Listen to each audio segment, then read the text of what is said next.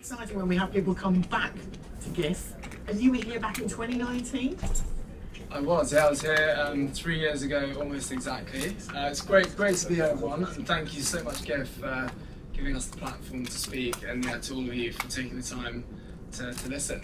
But yeah, we were here 3 years ago. I think there's just three of us at the time, and things have moved on a bit. Amazing. I want you to, maybe you could start by, for those that aren't so familiar, introduce yourself, but let's talk about what's happened in that intervening period, because I think you've had quite an incredible 3 years since the last GIF.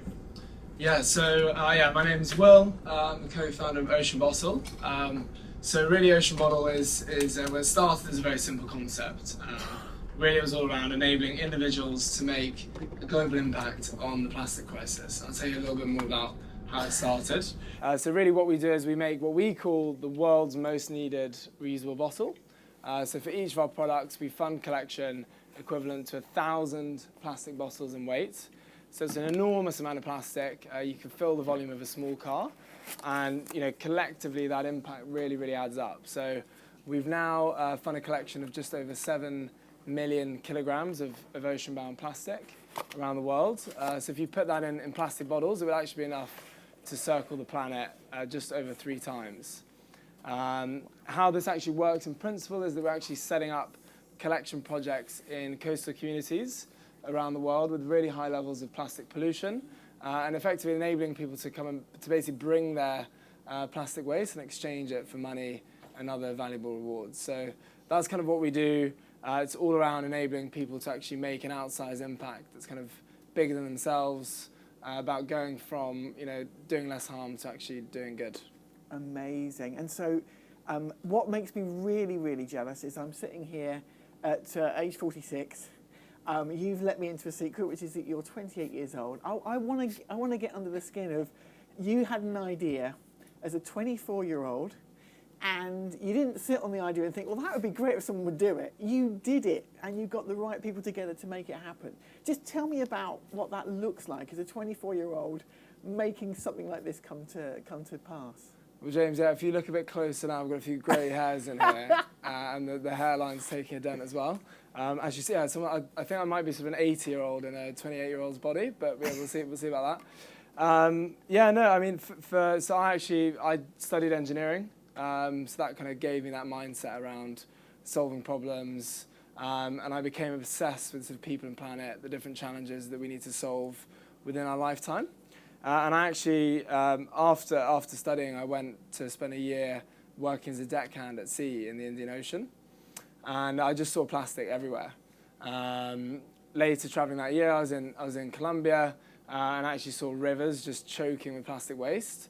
And obviously, as soon as all the rain comes, all of it just flushes out into the ocean. So I really started to think about, okay, how can we actually tackle this?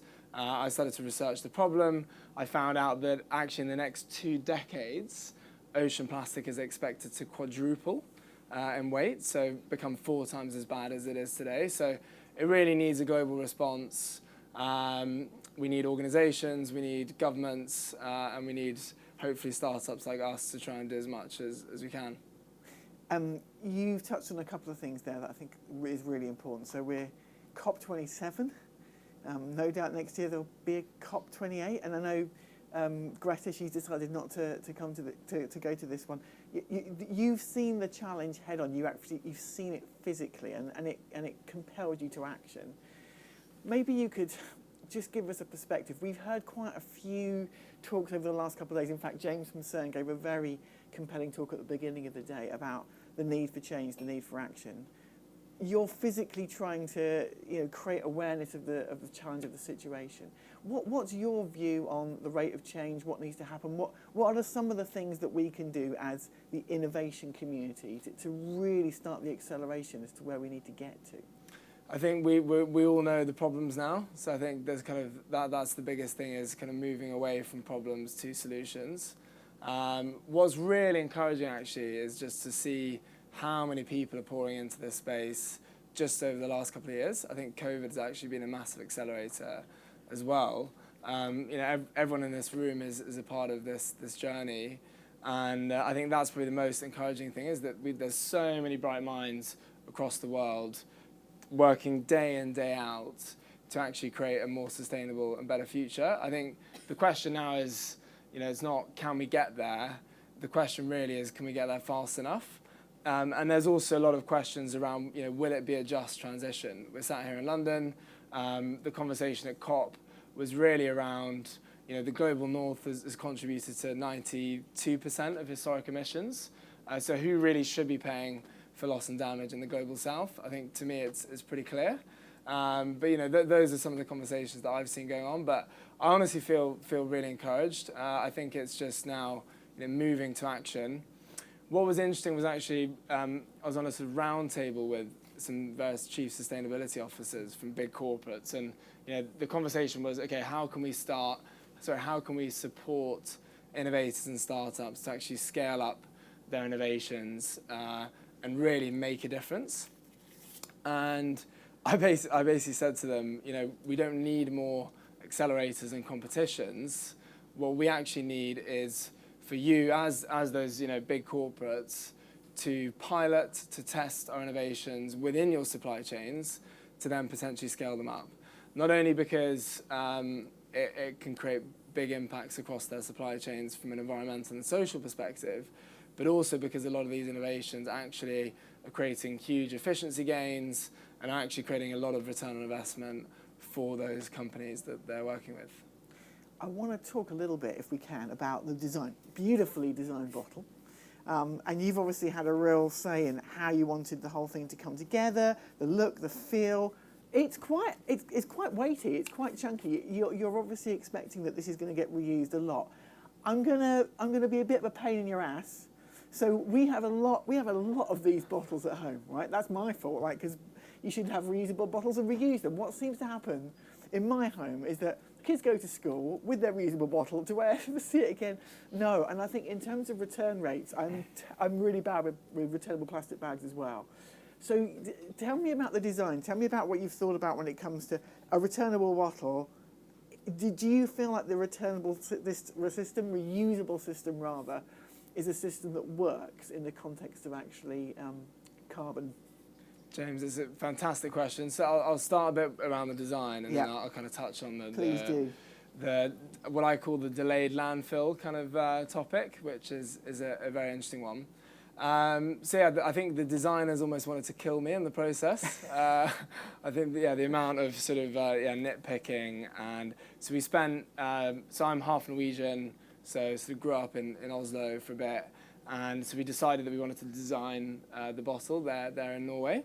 I think because of their approach to design and just the way they look at things kind of a little bit differently. So we actually spent a year and a half designing the product, 3,000 hours.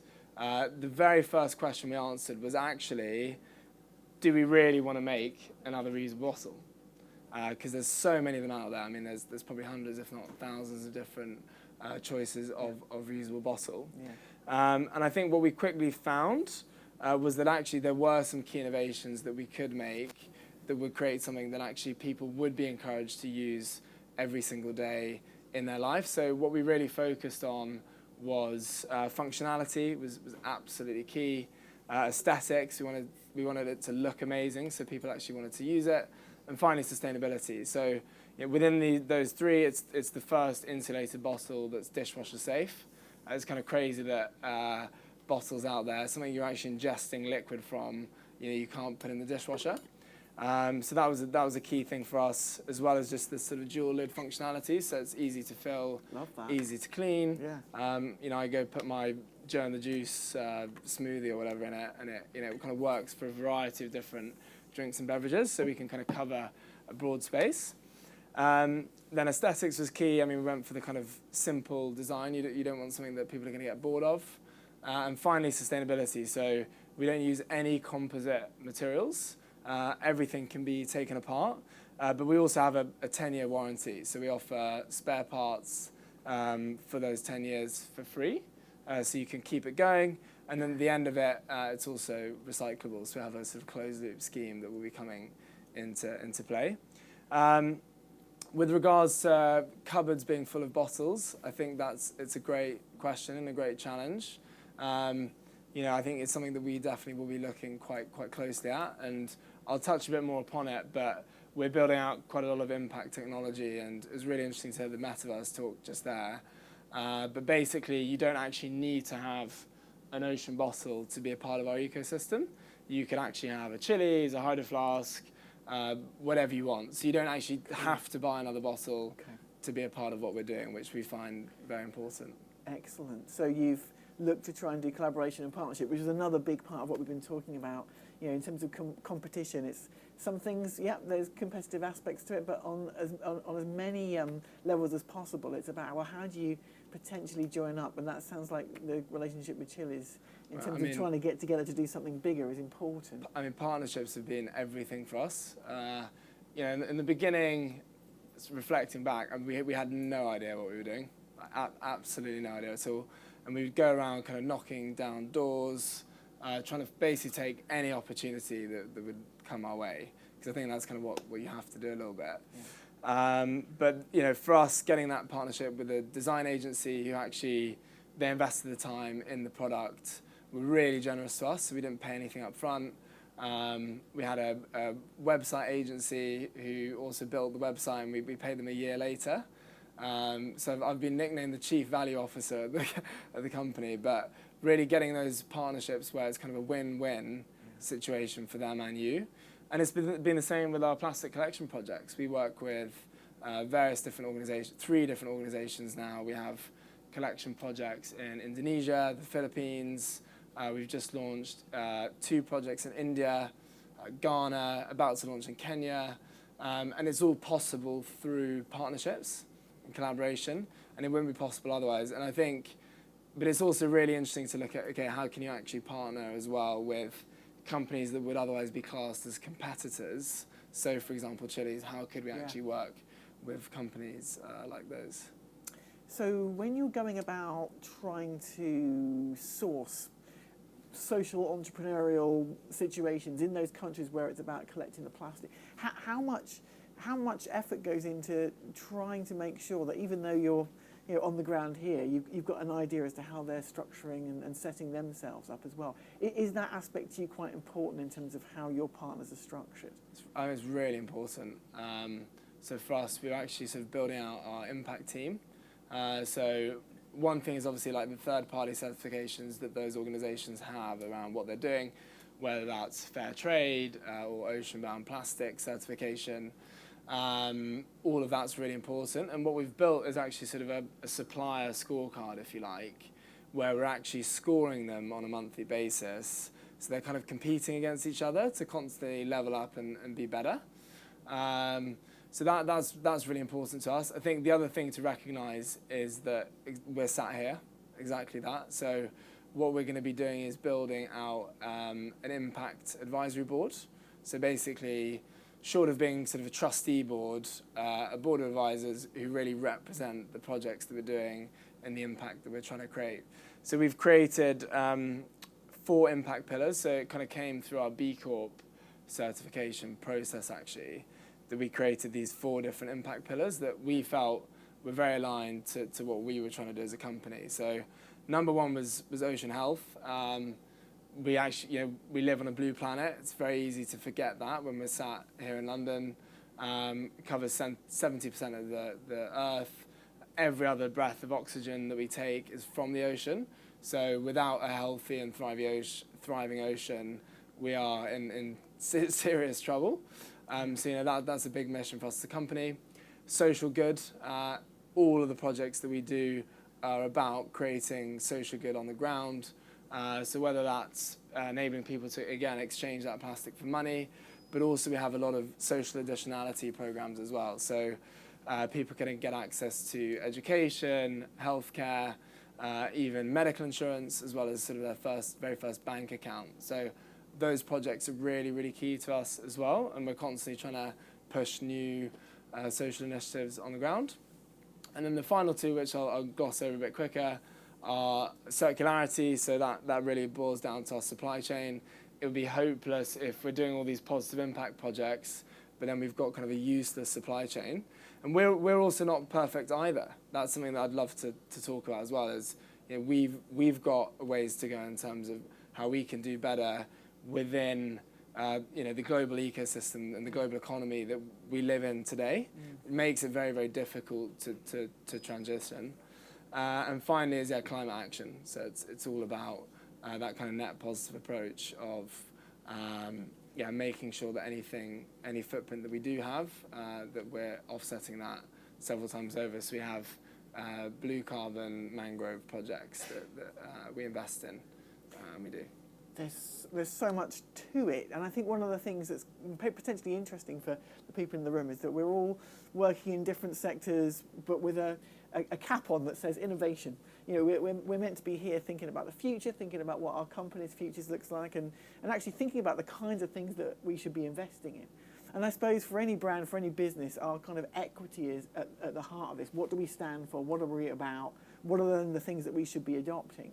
You've talked about a litany of different things there that are all fundamentally rooted back to the fact that you've got a great product, something to give to the world, but actually it's giving back to the world as well. And I'm just wondering about how you and your partners are thinking about innovation. Where next? What next? How do you build on the great groundwork that you've started? Yeah, that's another fantastic question. I think they keep coming here. So, I mean, in a way, we so COVID happened, right? For us, that meant we lost 80% of our revenue overnight. It was like a giant handbrake. Wow. When we came here in 2019, we were like, we've made it. You know, we're flying. You know, there's a lot of interest in what we were doing, and we could kind of feel the groundswell picking up. Yeah. COVID was a real spanner in the works for us, and the year, 2020 was pretty tough. I think we had to really focus in on what are we doing, routes to market and growth, and actually have really that kind of mindset. The year following, so 2021, was similar again, but kind of building on that foundation and really scaling up what we were doing. And for us, that actually meant corporate partnerships. So we should have actually known from the very beginning, because we had a company in Denmark, this is an investment bank called Bank Invest, who they phoned us up. They're like, what you're doing is amazing. We would like to get some bottles. And I said, well, you know, they're not going to be available for another year. And they were like, no problem, we'll take them. You know, so it's kind of amazing to see that appetite actually from companies. And I think we should have known that from the start and lent into it even more. So that's really what we've been doing. I'll get onto the kind of innovation piece, but really we've had to kind of build that foundation in the company. Yeah. So, you know, we now work with loads of different corporates around the world, a lot of employee engagement, and it's been really, really fantastic for us. But now it's actually bringing back that spirit of innovation that was almost there at the start, and making sure that we don't lose sight of that, because it's really, really important. So a couple of examples of what we're doing. One is obviously on the hardware side. So we've really struggled to get a food grade recycled plastic. It's really, really, really difficult. Yeah. Also because this is dishwasher safe, so you've got different design constraints around that. Impact resistance, if you drop it, all sorts of different problems around that. So we're innovating on materials, and we're actually making some great progress there. But we're also innovating in terms of technology. So we're just about to launch our impact traceability ledger, which will basically give customers full traceability on where their impact was created. So if you as an individual get an ocean bottle, you can see exactly where your plastic was collected, wow, who collected it, when, what they got paid for it, what type of plastic it was, and even hopefully what it became. So that's really, really cool. And we can offer that down to the individual level, but we can also offer it to the companies that we're working with as well. So there's a lot of innovation off the back of that, in a sense that it enables us to partner up in a lot of different kind of verticals, if you like, and offer just much more value to the people that we're working with. And again, like I said, you know, we can do partnerships where they don't even need to buy the product if they already have bottles. But we do find that it's a great tangible reminder of the mission that they're a part of. And we embedded every bottle with an NFC chip actually since the very beginning. So all of our bottles around the world have got an NFC tag, which basically gives it a unique identity. And what we're doing now is we launched our app in the App Store this summer. So it's a beta app, long way to go. But yeah, sort of with that, we are enabling people to actually fund more plastic collection every single day for free. So basically rewarding sustainable behaviour. You know, you bring your bottle with you with further plastic collection and kind of doing even more good. So and then there'll be leaderboards and competitions and, you know, all the rest of it. So that's really trying to get companies to compete against each other as well, because they love that. And I did see a sneaky new partner product alongside the bottle, which looks like it might be to do with the coffee cup. That's right, yeah, no surprise there. I think, yeah, we surveyed the audience, and the first thing they wanted was a coffee cup. But what we've done there is actually we've built it as sort of a modular system, so you can actually just swap your original lid for the brew lid, which then means that you've got sort of a perfect coffee cup on the go. So you've really thought about this, haven't you? We've tried, yeah. At least we've tried, but yeah, that's kind of a part of the plan. So we've got other accessories as well that kind of build on the original bottle. Fantastic. Yeah, thanks for your time. Stay and have a coffee. Yeah, definitely. Thank you.